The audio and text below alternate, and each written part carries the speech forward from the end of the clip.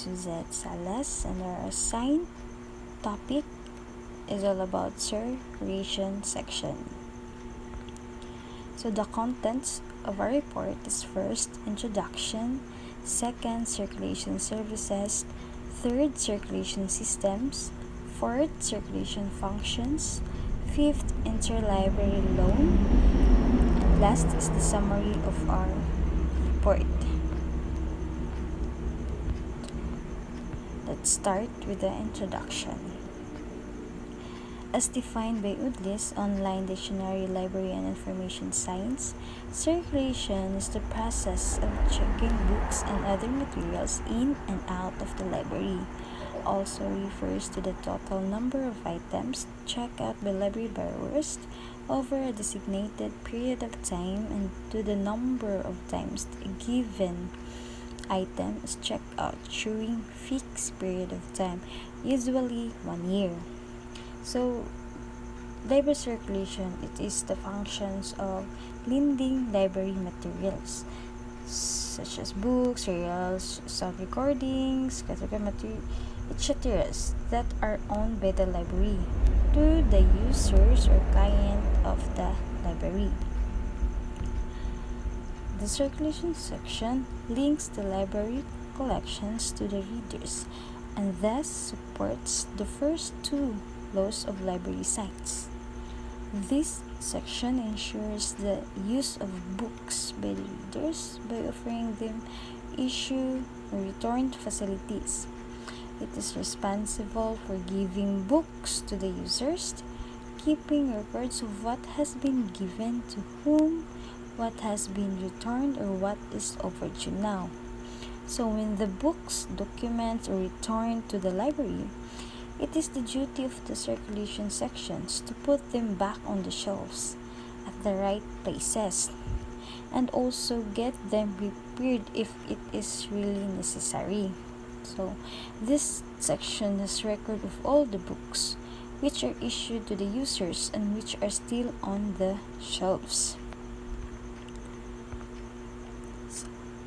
Let's proceed to the second, circulation services. So, the circulation work includes the following: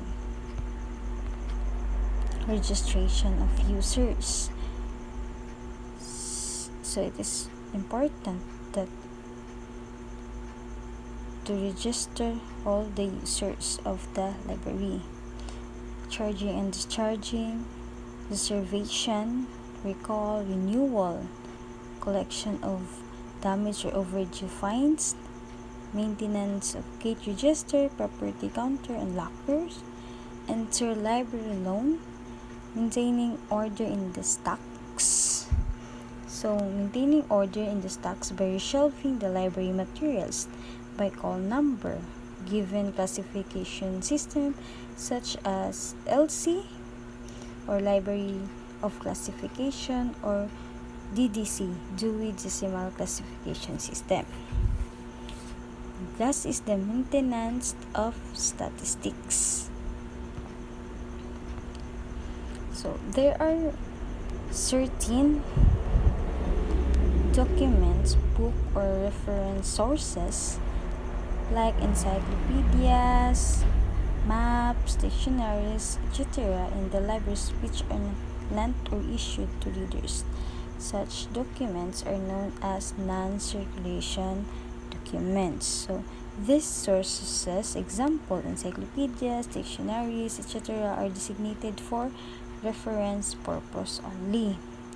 So these are not meant to be read from cover to cover but are used to find answer to specific queries.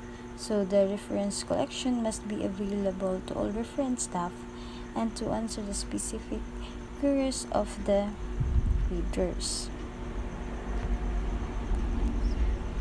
So every library has a circulation desk. So according to UDLIS, it is generally located near the entrance of the library.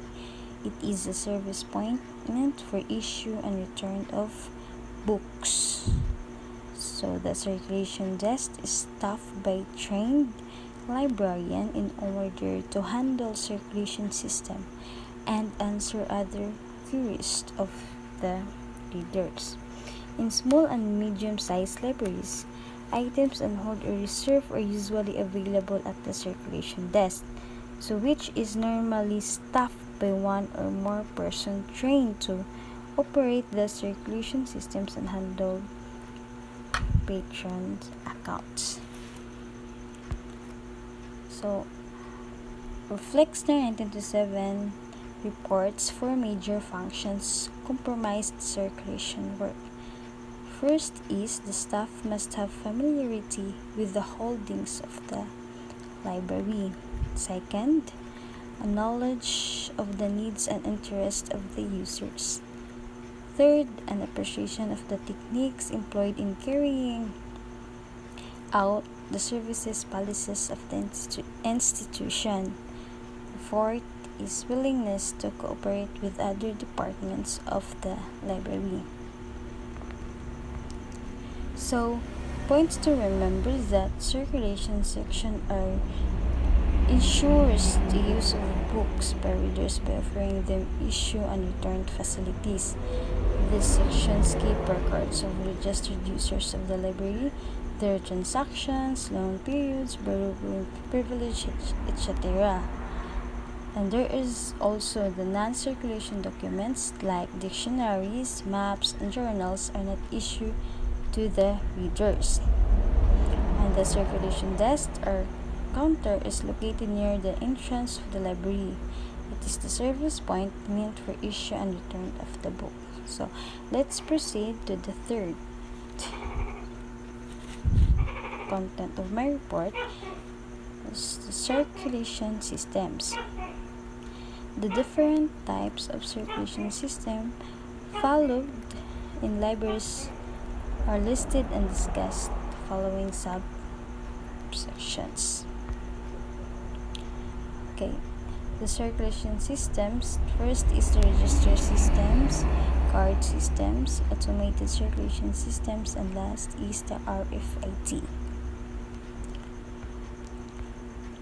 Register system. In this system, a register is maintained by libraries and daily transactions are recorded sequentially by writing author's name, title of the book, and the reader's name to whom the book has been issued.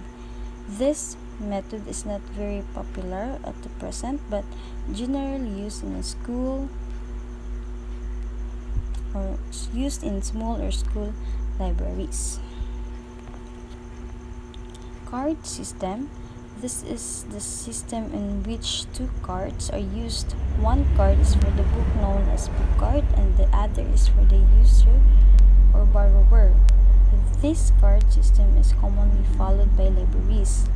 The two card systems are used as under Brown system and second is Newark system.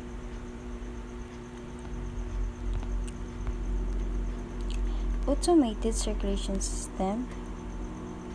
In an automated circulation system, the manual system of operation is replaced with the computer-based system of operation. In this system, the library has web-based catalog which shows the collection, example, books, journals, etc., and their availability in the library. Besides, the record of registered users of the library is also available on the computer. This is all maintained through integrated library management software. There are many advantages of using an automated circulation system. The catalog displays what the library has and users can access it from anywhere.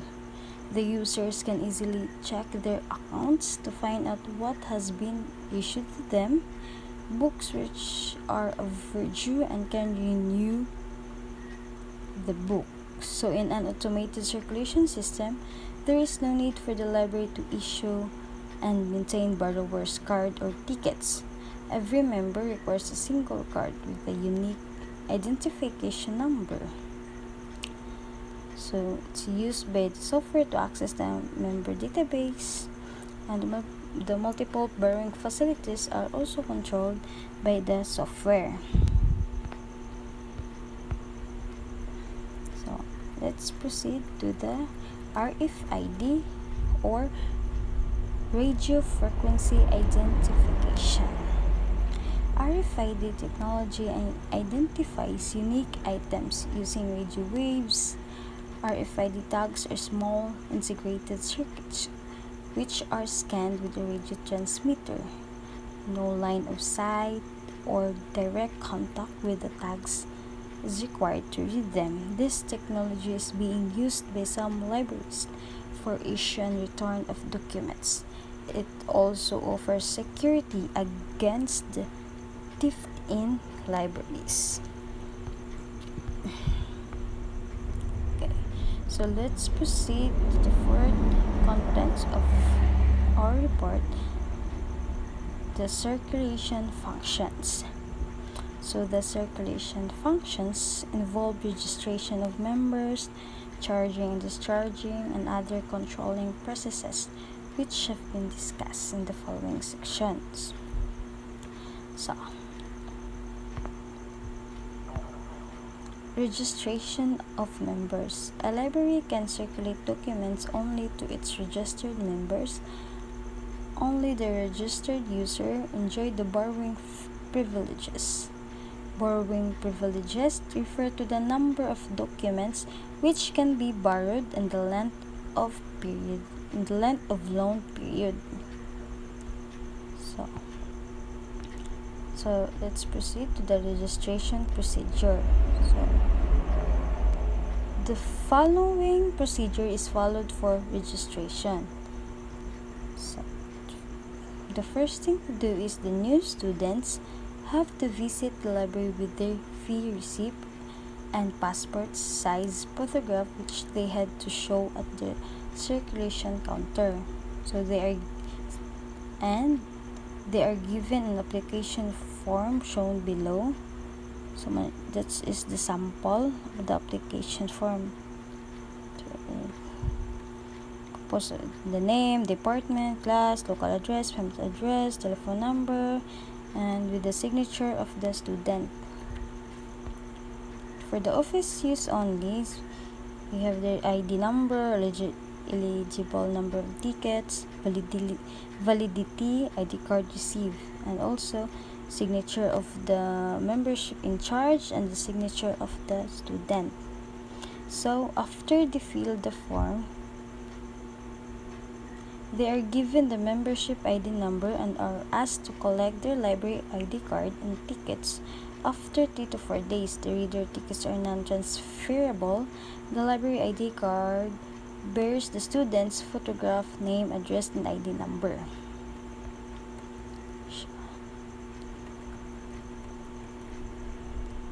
This is the sample of ticket receipt. So you can post the membership ID number, name, department, school, course, library card, and tickets received on, signature of the staff. So in case the students lost their library card or tickets, they have to pay a fine and request the library to reissue them the same. Okay. So let's move on to charging and discharging functions. So it's a Brown system. So this system was devised by Nina E. Brown. It involves the following steps. So for charging, the book card is removed from the book and placed in the borrower's ticket, which has her or his name, address, and registration number, ID number. So the borrower's ticket with book card is filed under the date by the call number. The due date on which the borrower is supposed to return the book, is stamped on the due date slip, and the charge book is given to the reader. When the book is returned, the due date or the issue date is checked from the due date slip.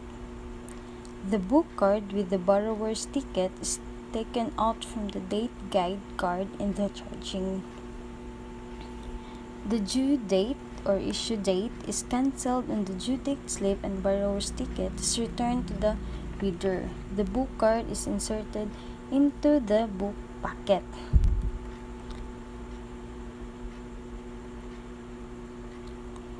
So, if the book is returned after the due date, overdue fine is calculated. The reader is asked to pay the overdue fine. So this is the sample of the materials used in Brown's charging system. So this is the sample of date slip in Brown charging system. It composed of call number, account number, name of the library, date of issue, date of return, date of issue, date of return. Also, sample of the book packet. In book packet, it composed book packet, account number, name of the library.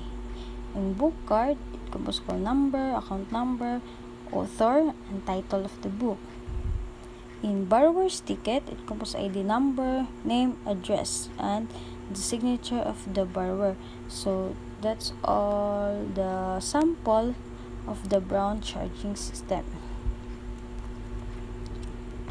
Okay, let's proceed to the Newark system. So in Newark system, this system also involves borrower's card and book cards. The following steps are involved in this system. Okay, so for charging, the due date is stamped on the due date slip.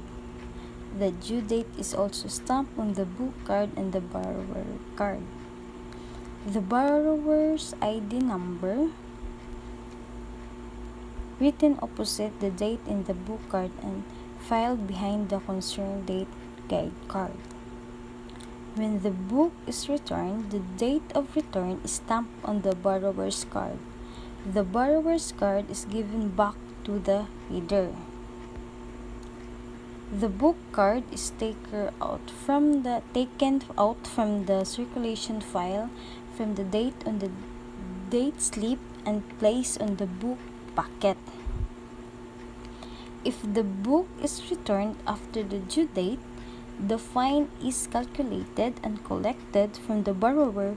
After the fine is collected, the date of return is stamped. So this is the sample of the materials used in Newark charging system. So this is the sample of date of slip in Newark charging system. Compose also the call number, account number, name of the library. So the book was issued due for return on date, stamp or mark below. So you just stamp in the space. So sample of the book packet in Newark system. Open flap, name of the library, brief library rules. So in a book card, the name of the library, call number, account number, author, library. So this book was issued due for return and date, stamp or mark below. So that's are the sample of Newark charging system. And also in the sample of borrower's card in Newark charging system, composed of the name of the library, borrower's ID, date of expiry, non-transferable. The following books were issued. So signature, date of issue, date of return, date of issue, date of return. So this, take note that these columns are repeated in the back of the card. Okay, so let's proceed to the charging and discharging through automated system. The following procedure is adapted for charging and discharging through automated system. As soon as the list of new students admitted into various courses is received, the data is fed into the computer. Computer software and barcode cards are generated which have members photographed on them. These barcoded cards are also laminated to by the library. Barcode labels are prepared for books by using the accession number as key fields, and labels are printed on A4 size, self-adhesive paper. Each book received in the library gets a barcode label with a unique number. In the computerized circulation system, which uses barcode technology, the borrower presents before the counter her or his library card and the books which she or he wants to borrow. So a barcode is an optical machine-readable representation of data. It shows data about the object to which is attached.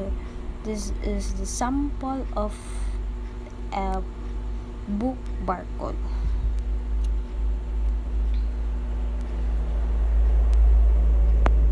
So in this system, a barcode scanner is used for reading the barcode from the borrower's card or ticket and the book. When the barcodes are scanned and read, the details of both the borrowers and the book are displayed on the computer screen.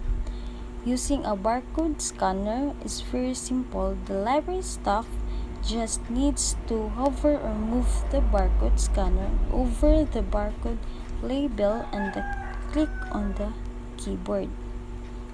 So when the book is issued to a borrower, the counter staff scans the barcoded membership number from the member's ID card. Then the barcode from the book is scanned. The software checks out the book according to the privileges granted to the borrower. The printer attached with the computer also generates or prints the checkout slip for the borrower. So I have a picture here, example of the librarian using barcode scanner.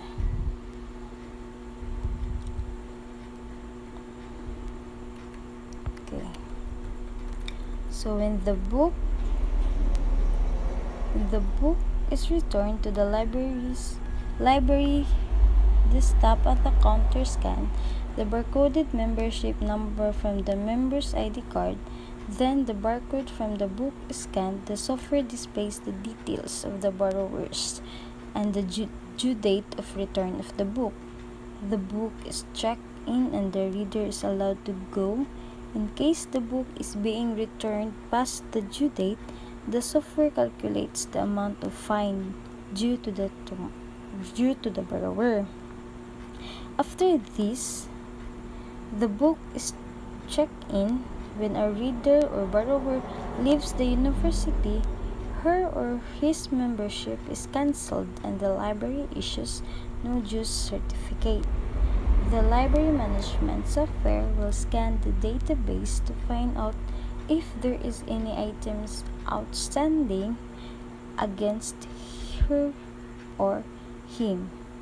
Accordingly, she or he will be issued no due certificates. Okay, so advantages of barcode technology. There are many advantages of using barcode technology for circulation work. Some of the advantages are listed below. So, first advantage is the efficiency of the circulation section is improved manifolds. Second, the technology brings in more accuracy. Third, it is the fast and user-friendly, and last, the records of the readers and books can be checked easily. So, charging and discharging through RFID, radio frequency identification. So, at present, some of the libraries are using RFID technology for circulation procedures. It is a combination of radio frequency-based technology and microchip technology. The book have RFID tags in place of barcode labels. An RFID tag is an important component of RFID system. It stores information relating to the specific item to which it has been fixed. It holds data about identification for the document, proof of ownership, original storage location, loan status, and other bibliographical detail of the document. It is very thin and can be put between the pages, and the reader remains unaware of it. The information contained in microchips in the tags is read using radio frequency technology. So these are the sample of RFID tags. So the components of RFID technology by Vaseshta 2009. RFID tags, I've discussed it. So let's proceed to the RFID reader. It reads the data stored in RFID tags. Line of sight is not required for reading the tags. Computers. RFID equipment can be connected to a computer or a network of computers. Self-check-in, check-out stations. These points will have computers where reader can check in and check out by themselves. Exit gate. The gate, which has sensors, senses the information from the tags and sends it to the server. After checking the circulation database, it activates an alarm if the material is not checked out. Application software and server. The library automation software, which is stored in the server, has all the circulation data. The software interfaces with RFID system to transmit and receive data. So the advantages of RFID technology, it makes the check-in, check-out procedure very simple. This is because the information from the RFID tags can be read much faster compared to the barcodes. Line of sight is not required for reading the RFID tags. It reduces rush of readers at circulation counter. It ensures instant updation of the databases. It supports self-check-in and check-out. It also prevents theft of library materials. So, RFID systems encodes the circulation status on RFID tags. When a borrower tries to take out the book which has not been checked out, then the alarm of the gate rings. So when RFID is implemented in any library, special gates are installed at the entrance of the library. So these gates have sensor to read information from the tags of the books which are being taken out. So this is the sample of a sensory gate.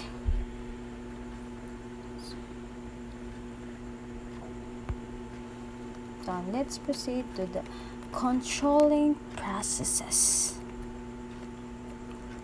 But before that, we have the points to remember that RFID is radio frequency identification. No line of sight or direct contacts required for reading scanning the RFID tags. RFID supports self-issue and return. RFID also offers security solutions. Okay, so let's proceed to the controlling processes. So the controlling processes of the circulation section are as under. Renewals. Renewal is extension of loan period of a document. It means that the reader may want to retain or keep the book even after due date. In such case, she or he can get the loan period extended before the due date. At stamp on the due date slip, the library staff will extend the loan period provided the book has not been reserved by any other reader.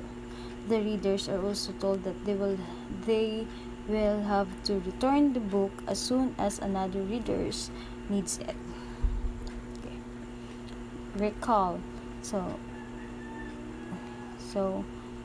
the library may send a recall notice to the borrower and the item has been to be returned by the new due date specified in the notice. So, if a library book currently checked out the reader is urgently needed by another reader, the library staff may ask the reader to return the book. So, reservation. All library books are loaned on first come and first served basis. So if a book needed by a reader is checked out, then the reader may reserve the book to be issued to her or him when returned.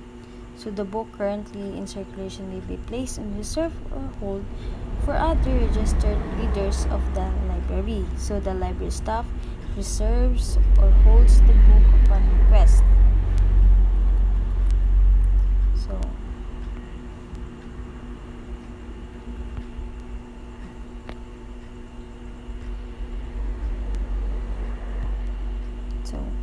fines.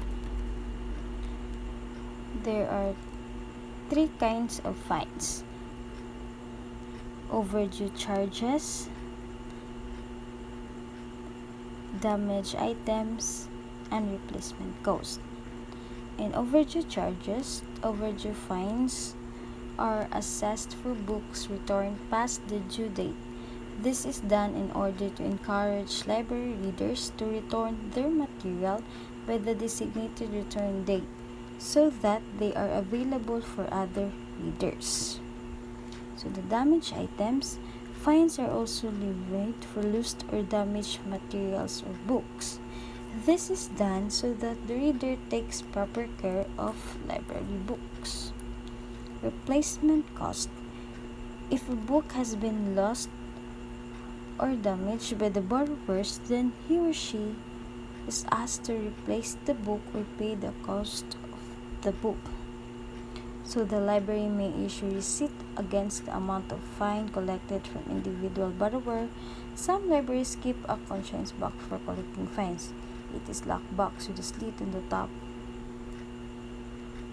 So the library staff counts the cash collected and enters it in the cash box of the library. Okay, so let's proceed to the 5th content of my report. That's all about interlibrary loan or ILL. So it is a service whereby a user of one library can borrow books or receive photocopies of documents which are held and owned by another library. So interlibrary loan is sharing of documents among the libraries. So the libraries lend and borrow books and other documents in order to meet the information needs of the readers. So all kinds of libraries participate in this activity. So the user or reader requests her or her library to acquire a book or a photocopy of an article not held by the parent library. So the parent library acts as intermediary, finds out whether the requested book is available and gets the book from the owner library. The user is intimidated to come and collect the required book. So the policies of interlibrary loan may vary from library to library.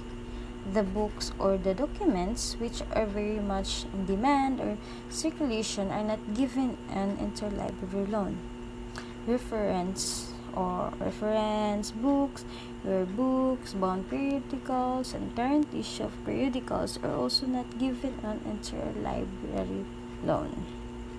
So the loan period is specified by the lending library. All the interlibrary loan items have been returned by due date, so the lending library may specify that the loan book should be used only inside the borrower's library. So the need of the interlibrary loan. So why do we need interlibrary loan? So the interlibrary loan service has tremendous importance for the libraries and the readers. No library can ever procure all the documents published in different subject areas. The libraries have limited storage, space, and funds to procure all the documents.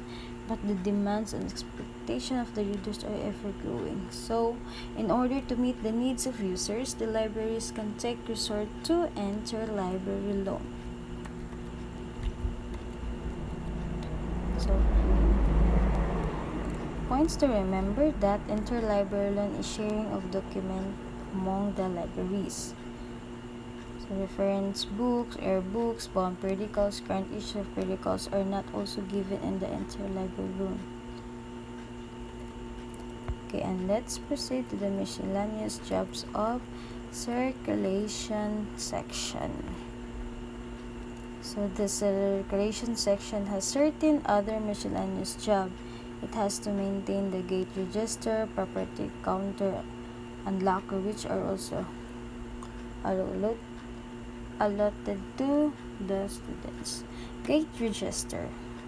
A gate register is placed at the entrance of the library. Each reader or visitor is supposed to enter her or his name, address, time of checking in, and signature. This is an important record because it shows how many readers are daily visiting the library to access resources maintained by it. Property counter. This is always outside the library, so the readers are not allowed to bring in their personal books and other items like overcoats, umbrellas, and briefcases inside the library. So these things may be deposited at the property counter before entering the library. So the readers are expected not to leave their money or any precious item at the property counter because the library does not accept any responsibility for loss of any item from property counter. Lockers. Libraries provide lockers to research scholars for storing the books which have been checked out to them. The student cannot keep any non-circulating item or book which has not been checked out to them, so they are not expected to keep any valuable item in the lockers. The library does not accept any responsibilities for the loss of any item from the lockers. Again, last is the summary of my report. So the circulation section of any library has immense importance. It links the library collections to the readers and thus support the first two laws of library science. This section ensures the use of books by readers, offering issue or return facilities. It is responsible for giving books to the users. Keep recording of what has been given to whom, what has been returned, and what is overdue now. Circulation work refers to all activities performed and procedures adopted for registration of users, issue and return of documents, maintenance of statistics, gate register, property counter, and the lockers.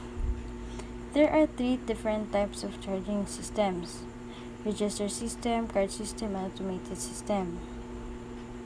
The automated system incorporates the use of barcode technology for the issue and return of documents in the library. Besides, at present, some of the libraries are using RFID technology for circulation procedures. It is the combination of the radio frequency-based technology and microchip technology. So the circulation section also supervises maintenance of gate, register, property counter, and lockers. It provides interlibrary loan, a service which helps members of the library to obtain documents from other libraries. So the resources. These are the resources. And that's the end of my report. Thank you for listening and God bless.